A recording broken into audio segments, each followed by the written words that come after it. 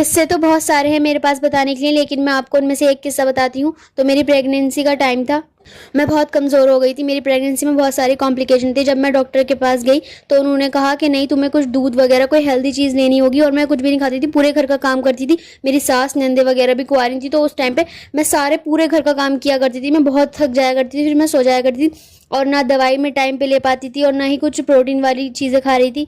Doctor ने कहा था कुछ, मुझे कुछ दवाई लिख के दी थी और एक कुछ चॉकलेट का कुछ लिख के दिया था, तो वो मुझे उन्होंने खाने के लिए कहा था। दूध में डाल के खाना था वो। लेकिन मेरी सास इतनी कंजूस थी और इतनी जालिम थी, उन सब के लिए दूध वगैरह आता था, वही सब पिया करते थे। मेरे को दूध पीने की बिल्कुल भी इजाज़त नहीं थी। लेकिन जब डॉक्टर ने कहा कि मेरे बच्चे की जान भी खतरे में आ सकती है, तो फिर मैंने वो एक गिलास दूध छुपा के फ्रिज में रख दिया कोने में।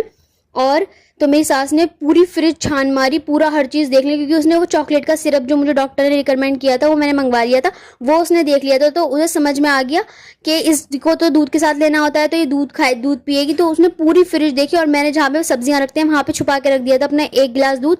तो उसने वहां तक छान मारा, और देख जब उठाया उसने इतनी लड़ाई करी, इतना लड़ी मुझसे, इतना लड़ी मेरे शौहर से, क्योंकि मुझे इतनी डांट पड़वाई कि इसने छुपा के रख दिया ये वो। और बहुत ज़्यादा जुल्म किया उसने मेरे साथ उस टाइम पे, और मेरे बच्चे के साथ। मेरा नहीं तो मेरे बच्चे का ही लिहाज कर ली थी, लेकिन उन्होंने इसका भी लिहाज नहीं किया।